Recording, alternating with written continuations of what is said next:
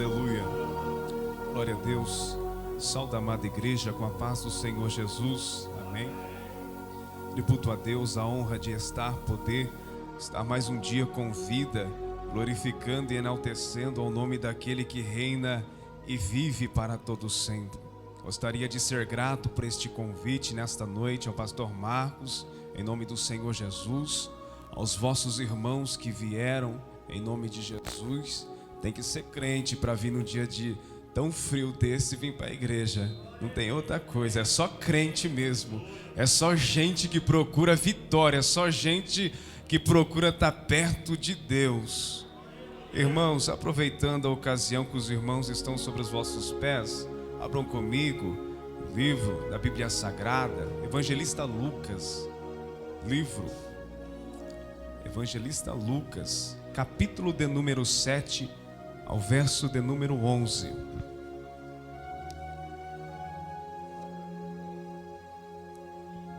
Aleluias, Deus é maravilhoso. Livro Evangelista Lucas, capítulo de número 7, verso de número 11. Glórias ao nosso bom Jesus. Maravilhoso é Ele. Aleluia. Quantos acharam? Digam amém. Glória a Deus.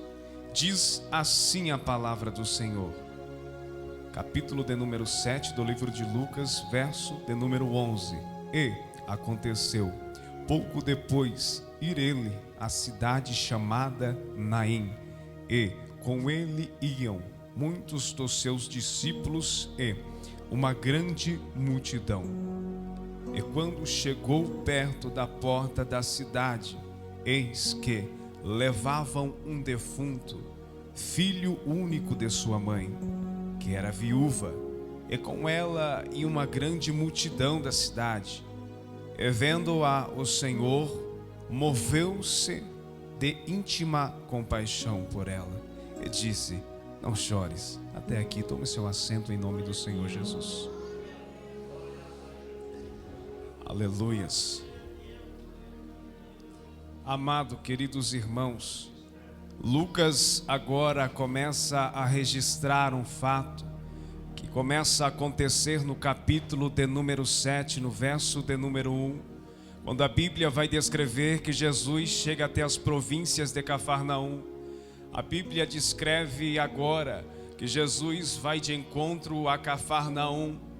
Eu acho interessante e acho bom lembrar, e não tem como não relatar acerca do Senhor Jesus Cristo em suas obras. Não tem lugar em que Jesus não passava, não tem por onde Jesus não andava, não tem aonde Jesus não ia, que algo diferente não acontecia no local. Não tem ambiente que Jesus chegava aonde algo não mudasse. É interessante ver isso. Jesus, por onde passava, em um período bem perto, bem pouco de ministério, ele realiza grandes façanhas. E no capítulo de número 7 do livro de Lucas não é diferente. Quando Jesus ele vai entrar às portas de Cafarnaum, eu já consigo notar Jesus como ele estava todos os seus dias. Jesus, para fazer e realizar milagres, ele carregava algo consigo. Jesus, para realizar maravilhas consigo, ele trazia propósito. Oh, aleluias. Jesus, por onde andava, por onde ele passava, ele tinha propósito em suas façanhas. Não é tão assim, por isso que a Bíblia relata dizendo: olha, se tu tiverdes fé, fareis coisas maiores do que ele fez. Não fala da pessoa, de ser a pessoa de Jesus, mas fala de fazer as obras que Jesus realizou. Oh, aleluia. E gente, crente com propósito é diferente. Crente com propósito entra num culto como este. Ele entra não perguntando quem vai ministrar, não perguntando quem vai louvar, mas ele entra dizendo: eu vim para ouvir algo de Deus. Eu vou sair daqui cheio de algo de Deus nesta noite. Oh, aleluia. Porque vivemos tempos em que nós perdemos, e quando eu falo nós, começa comigo mesmo, o propósito. E muitas das vezes nós entramos no templo, saímos do templo, entramos da igreja, saímos da igreja, e em todas essas façanhas a igreja não entra no nosso coração. A palavra não é gravada mais em nossos corações. Oh, aleluia! É fato que Jesus, para realizar tantos milagres, para elaborar grandes maravilhas, tinha ele de ter propósito em onde que ele passava. E agora o mestre está em Cafarnaum. E a Bíblia relata agora que havia um homem, para ser mais claro, um centurião. A Bíblia não dá muito a descrever acerca das características deste homem. Apenas relata que ele era um homem de autoridade. Era um homem que tinha homens sujeitos ao seu poder. E ele poderia dizer a estes homens: vem. E a Bíblia descreve que no mesmo obstante momento estes homens viriam até ele. Era um homem perante a sociedade bem visto, tanto por seu poder aquisitivo, também reconhecido por ser um excelente guerreiro, também um coordenador de um exército. Mas agora a Bíblia descreve que um dos seus servos ou escravo vai adoecer.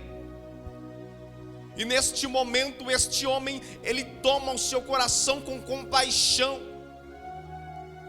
E agora ele procura um jeito, uma maneira para lidar com essa situação. Poderia este centurião apenas desfazer deste servo e logo após ele desfazer deste servo arrumar outro. Mas agora o coração deste centurião se move de íntima compaixão e ele ouve Jesus. E ele ouve que Jesus está entrando em Cafarnaum. O que eu acho mais interessante, eu não sei se esse homem conhecia Jesus. Por ser tão um homem de autoridade, um homem de status, que tinha poder em suas mãos. A Bíblia agora descreve que no mesmo obstante momento, quando ele ouve dizer que Jesus entra às portas de Cafarnaum, ele vai mandar uns dos sacerdotes ir até Jesus, para que pudesse Jesus ir de encontro à casa deste homem, e de encontro à casa deste centurião. Mas o que eu acho mais lindo é que agora a Bíblia vai declarar que Jesus, chegando perto da casa deste homem, Jesus agora manda alguns amigos, este centurião manda até Jesus, e leva uma mensagem para Jesus, dizendo: olha, eu não sou digno de receber Jesus em minha casa, mas apenas se o Senhor direcionar uma palavra, o meu servo será curado.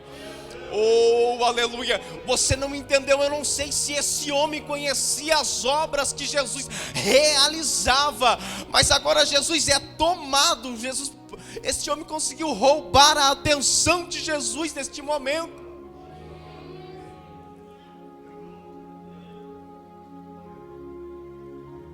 E duas lições nós aprendemos com este centurião: a humildade de reconhecer que ele não era ninguém para ter e receber Jesus em sua casa, e a fé que ele tinha em algo ou alguém que ele não conhecia.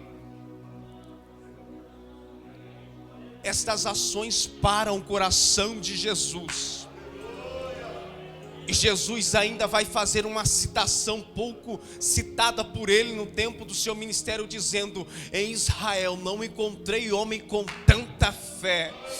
Uremassúria. Eu não sei se esse homem ia à sinagoga ou deixava de ir, mas as ações que ele teve mudou o ritmo da história dele. Está faltando isso.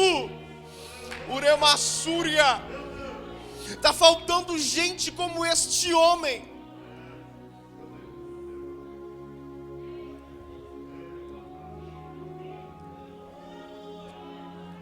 E Jesus declara: nem foi ainda achado homem com tanta fé em Israel como este centurião.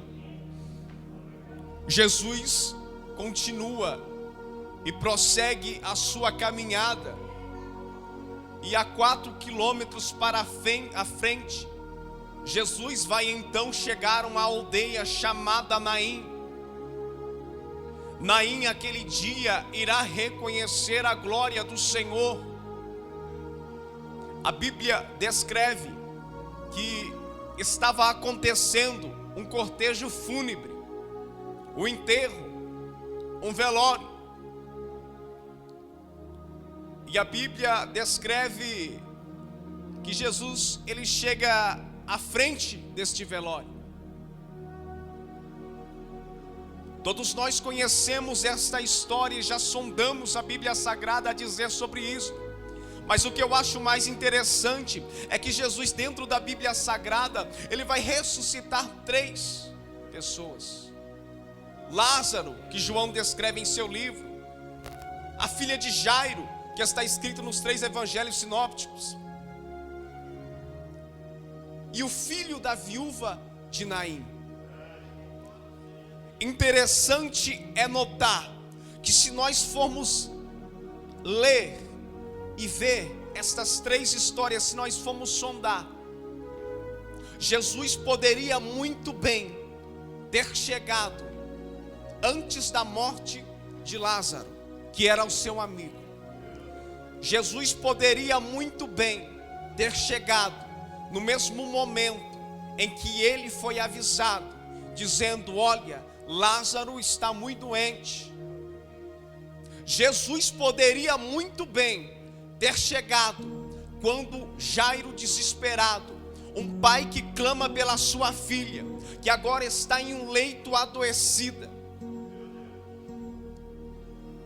e agora este pai recebe uma notícia que a sua filha não tem mais vida. Jesus poderia ter muito bem chegado antes da morte da filha de Jairo. Jesus também poderia ter muito bem chegado antes da morte do filho da viúva de Naim. Mas só que tem algo que devemos entender: que o propósito de Deus não está no nosso tempo. O propósito de Deus está no tempo dele. Oh, aleluia. Tem gente que não entendeu ainda. Jesus poderia ter chegado antes dos enterros, antes que a notícia ruim pudesse ter chegado. Mas antes que a notícia ruim poderia ter chegado, Jesus ainda sabia que ele tinha um propósito a realizar. Não adianta dizer ou ficar se questionando o porquê que Jesus não chegou na minha vida ainda, ou porquê que não se cumpriu algumas promessas na minha vida ainda. Mas Jesus tem um tempo certo para cumprir o que ele prometeu. Tem gente que não está entendendo e muitas das vezes questiona o tempo de Deus na sua vida. Mas o tempo de Deus na sua vida não está estacionado. Deus está gerando uma promessa para que possa se cumprir na sua vida. E ainda que pareça que não existe uma promessa, tem uma promessa. Oh, aleluia. Alguém está olhando para Jesus nesta certa feita e vendo que ele poderia muito bem ter realizado os milagres com antecedência. Mas devemos entender, e Salomão escreve em Eclesiastes capítulo 3 dizendo: há o tempo certo para todas as coisas, propósitos de Deus nessa terra. E o que eu acho mais interessante é que Salomão vai descrever que há um tempo certo para todas as coisas. Há um tempo para chorar, há um tempo para sorrir. Mas ele diz: olha, há tempo para parar, há tempo para não parar. Mas há um tempo que ele descreve que não pode ser parado. É o tempo da adoração ao nome do Senhor Jesus Cristo. Oh, aleluia. Devemos entender, devemos ter paciência, Uremassúria, Salmos de número 40, o salmista vai dizer: eu esperei com paciência no Senhor, Ele se inclinou para mim, ouviu o meu clamor, arrancou-me de um tremedal de lama, firmou os meus pés sobre uma rocha, e um cântico novo soprou em minha boca. Ei, se você saber esperar o tempo de Deus, há um cântico novo, que você atravessará este mar, irá glorificar a Deus do outro lado. Saiba esperar o tempo do propósito de Deus. Ah, irmão, eu não casei ainda, eu não recebi ainda. Saiba esperar o tempo do propósito de Deus na sua vida. Oh, aleluia. Jesus chega, e no mesmo momento que Jesus chega, às portas da cidade de Naim, Ele agora vai chegar de frente ao enterro, de frente à celebração fúnebre.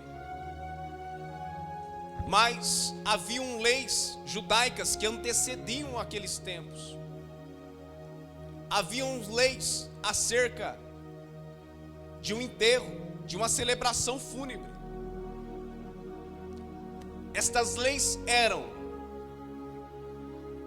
que todo aquele que morresse, que viesse a óbito, na lei judaica, dizia-se que apenas aquele que chorava pelo morto, e o morto que estava no esquife, poderiam estar à frente da multidão. A lei judaica também diz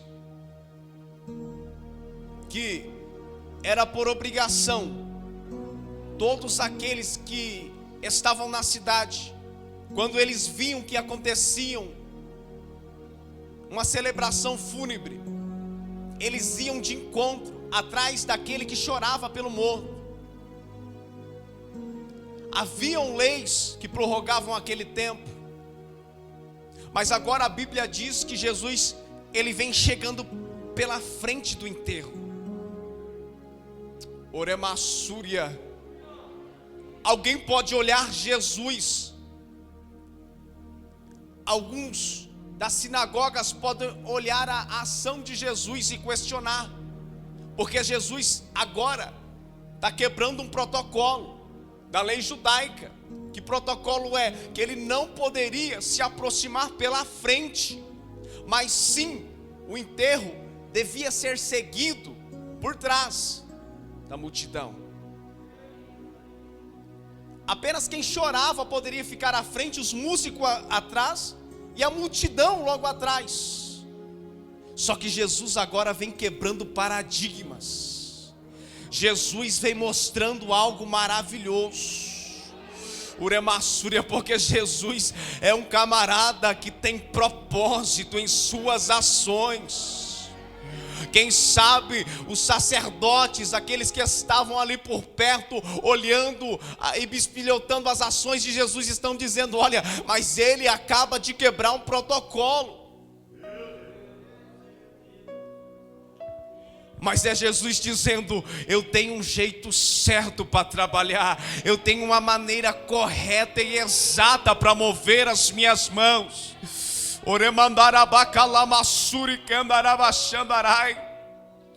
Oh, aleluia. Quem sabe alguém pode olhar para aquele momento de sofrimento e vendo Jesus chegando por frente do enterro, questionar a ação de Jesus, não sabendo que quem vem por frente do enterro é o dono da vida. Oh, aleluia.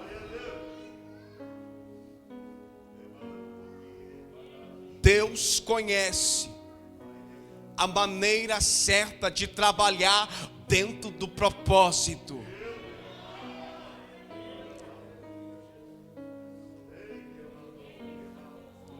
Livro de Atos dos Apóstolos.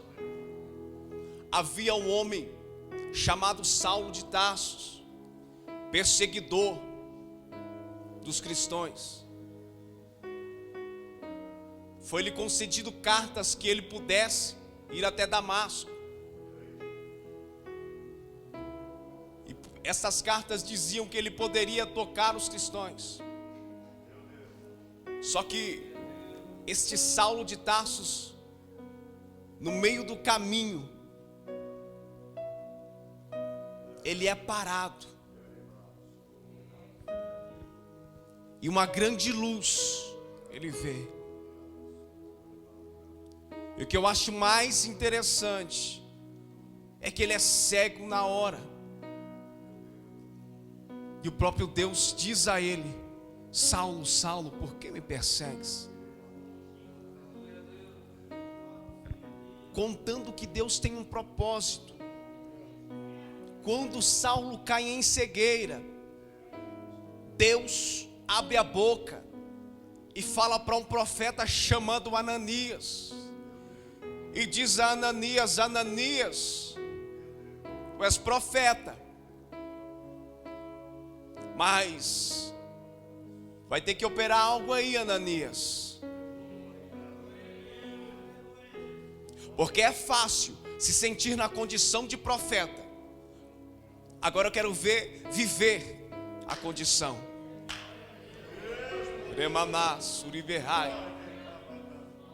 Fácil é dizer, fácil é falar. Mas quando agora Ananias ouve de Deus dizendo: olha, tu vai ter que orar por Saulo. Ananias na hora diz: olha, Saulo, mas é perseguidor. Mas Deus diz a ele: eu tenho um propósito na vida de Saulo. Vai, Ananias, porque este homem é um vaso muito precioso para mim. Deus tem um propósito certo para trabalhar.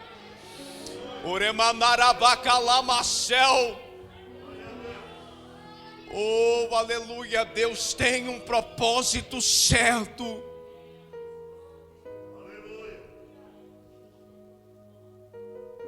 Eu conheço um homem que a Bíblia vai chamar ele de Jonas, também profeta. Mas quando Deus o toma dizendo: Jonas, desce a cidade de Nínive, porque ali aprove o coração de Deus de salvar um povo. Mas automaticamente aquele que se sentia no direito de profeta abandona o propósito, sai da caminhada, Oremassúria, segue outra trajetória, toma outro rumo, sem se preocupar com aquilo que era ordenado pelo Senhor. Toma cuidado com as tuas escolhas, porque maior do que as tuas escolhas é o propósito de Deus na sua vida. Oh,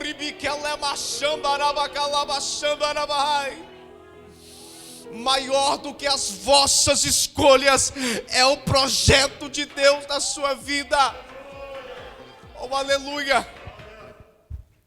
Jesus segue à frente deste cortejo. Oh, aleluia. E vem seguindo pranto, choro. E a primeira coisa que Jesus tem quando ele chega perto daquela viúva que chorava, sem esperança, sem ter com quem contar mais, porque a única esperança estava no esquife, que era dentro do caixão. E Jesus chega até esta mulher no verso de número 13. Ele não opera nada até aqui. Ele apenas diz: mulher, não chores. Sabe o que Jesus está dizendo? É que antes dele lhe proporcionar algo dentro da presença, uma vitória, uma bênção concedida, ele primeiro precisa tratar com você.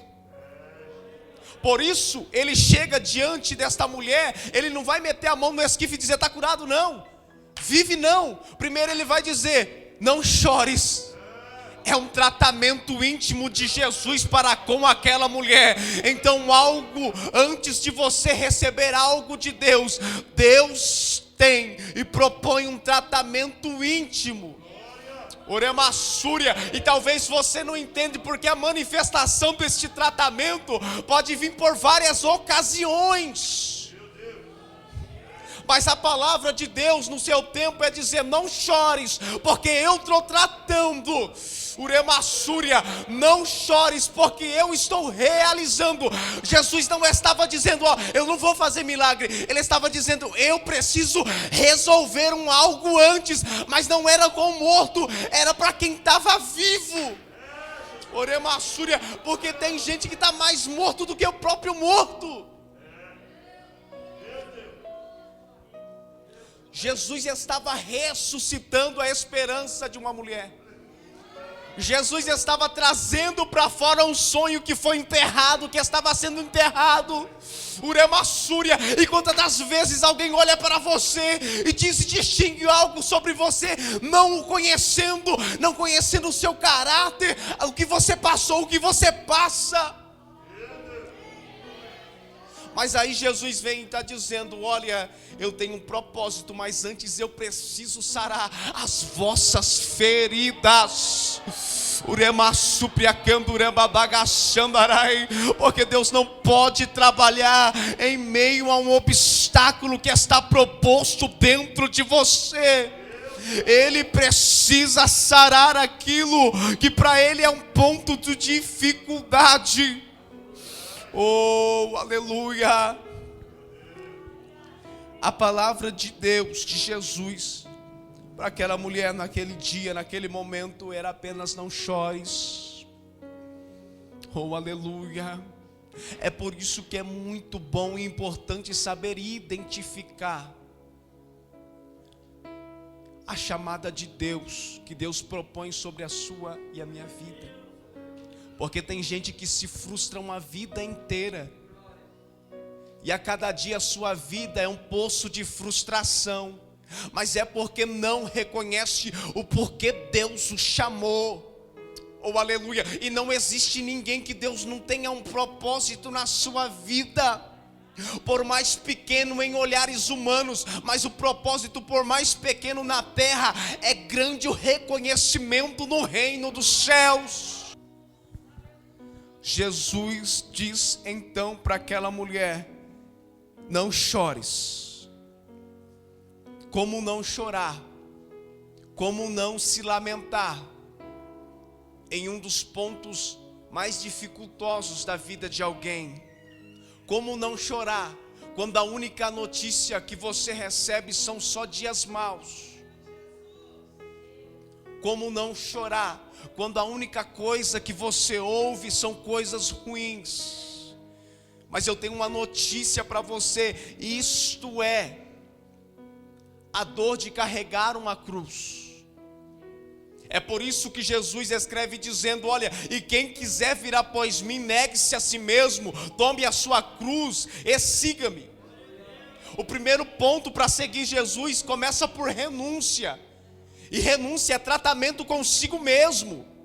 Renúncia não é tratamento com a vida alheia. Não é eu dizer que o irmão tem que ser o que ele não deve ser. Não, renúncia começa da tua própria vida. Renunciar quem você é. Renunciar aos vossos prazeres.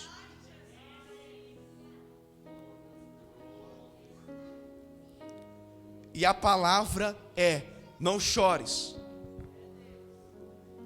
E agora a Bíblia diz que Jesus chega até o esquife,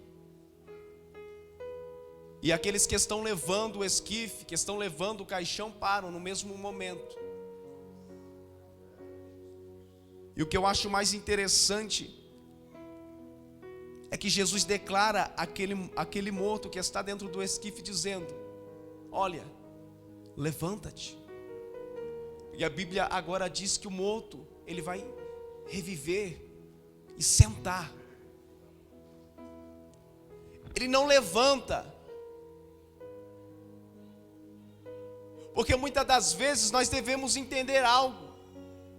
que estar de pé não significa estar bem. Este morto, no mesmo momento que Jesus clama para ele levantar, ele se senta. Isso deixa uma lição dizendo: olha, tu pode até estar prostrado, mas é melhor estar prostrado nos pés do Senhor Jesus. Oh, aleluia. Acontece o milagre. O defunto se assenta e começa a falar. E Jesus agora o entrega nas mãos de sua mãe. E o que eu acho mais interessante é que agora este enterro, ele tinha que ser terminado.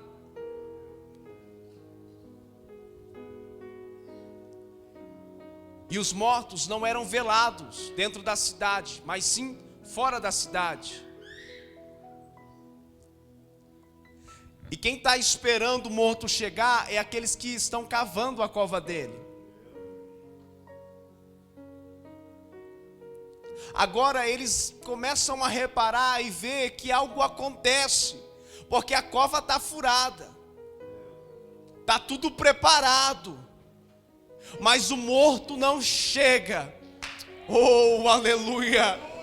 Oh, aleluia, está cheio de gente assim, que preparou a cova, preparou o lugar, preparou o momento, mas Deus está dizendo: não vai passar perto do buraco, porque antes eu chego, pego pela mão, sacudo e diz: agora tem vida. E quem esperava para enfiar aquele homem em uma cova, para poder finalizar, teve que se decepcionar.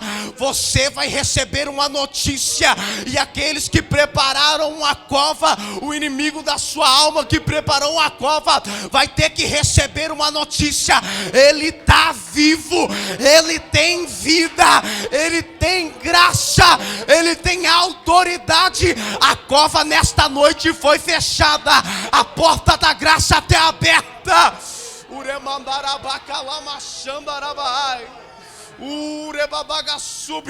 Oh, aleluia. Tu não está entendendo. O teu milagre vai virar evidência para coveiro na sua vida. Você não está entendendo.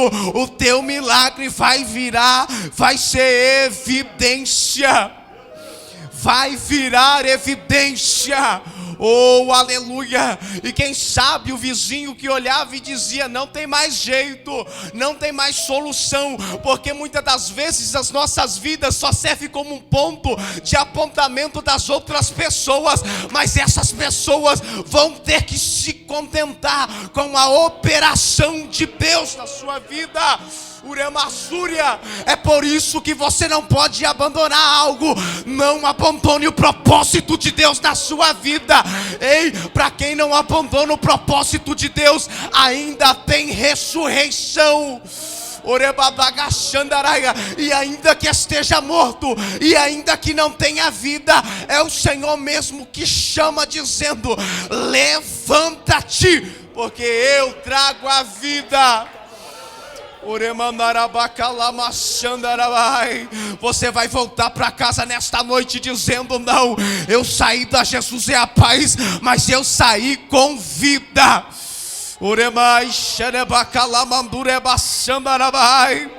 Oh, aleluia. Declare na sua vida: eu sou motivo do milagre de Deus, eu sou evidência do milagre de Deus na minha vida, porque eu cheguei até aqui. Em muitos momentos eu cheguei até aqui sem vida, sem reação, mas é Deus olhando para a sua cara e dizendo: olha, tem vida, toma posse, levanta-te. É fácil olhar para Ezequiel e ver que Ezequiel profetiza sobre um vale de osso seco, mas profeta Ezequiel tinha uma escolha: ou ele é profeta ou ele é osso. Ou profetiza ou vira osso. Porque tem gente que não é um inimigo frustrando, ele mesmo se frustra. Ele mesmo declara que ele não pode. Que isso? A tua boca é boca de abençoar, não de amaldiçoar. Abençoe o seu dia, abençoe a sua vida.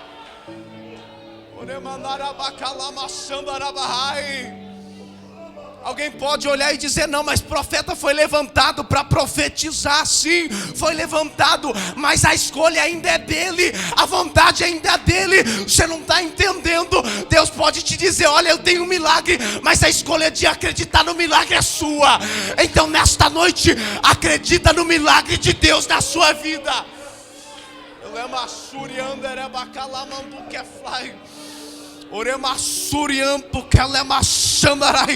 E tem milagre na casa.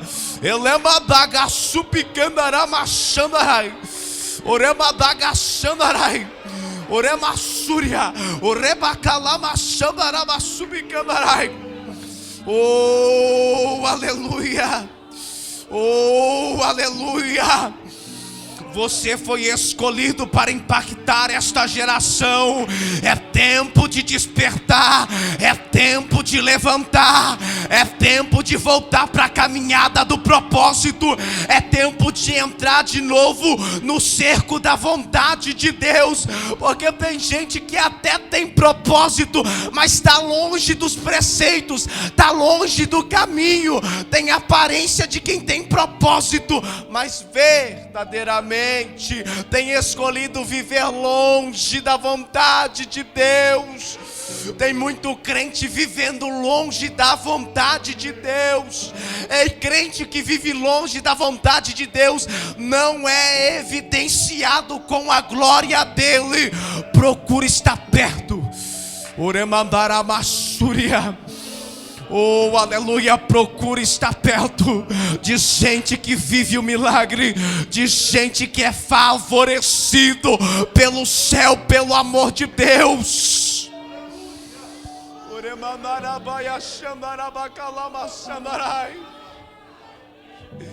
É tempo de viver o propósito. Oh, aleluia, quem vive o propósito, almeja o propósito, alcança a promessa.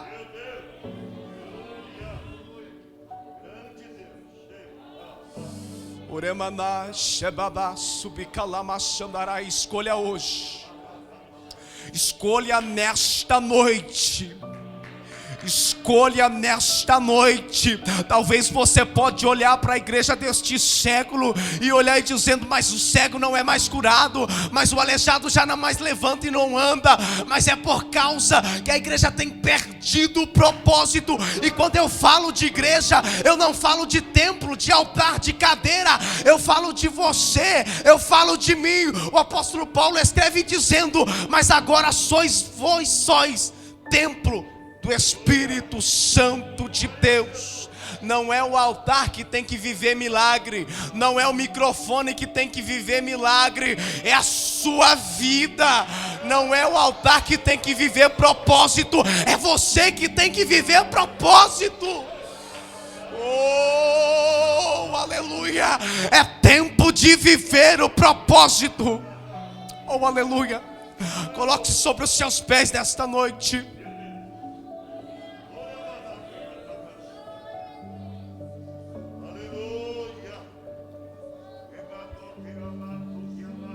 Tu vai clamar, tu vai fechar os olhos, curvar a vossa cabeça e clamar.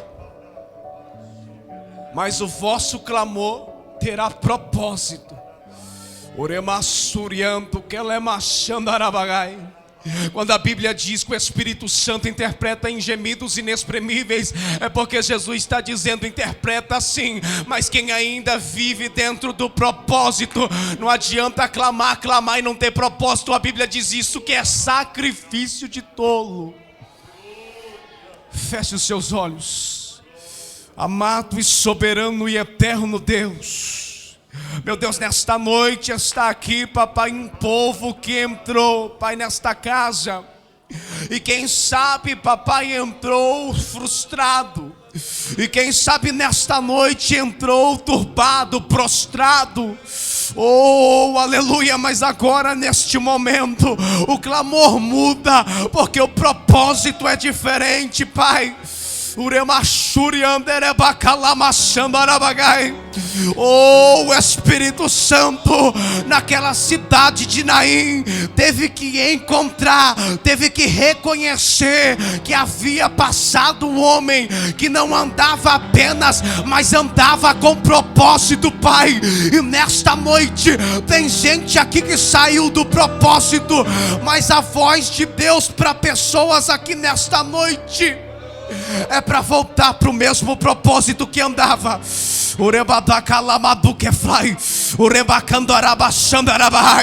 Meu Deus, tem gente que vai voltar para casa, vai pegar o marido com propósito, vai pegar o filho com propósito, porque ele está vivendo o propósito. Pai, eu quero ser profeta para determinar sobre vidas aqui nesta noite que sejam alcançados pela evidência do poder de Deus, pelo propósito e a vontade de Deus. Toma crente aqui nesta noite, Pai, crente que está cansado, vai sair inundado com a glória do Senhor aqui nesta noite, Pai. Entrega a evidência do milagre na mão de crente aqui nesta noite.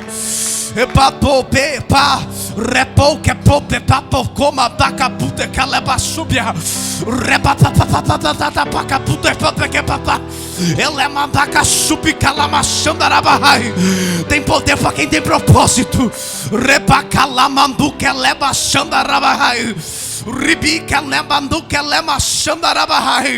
Pai, nesta noite eu determino sobre estas pessoas que vieram a este culto, Pai, em nome do Senhor Jesus, vai ter propósito a partir de hoje.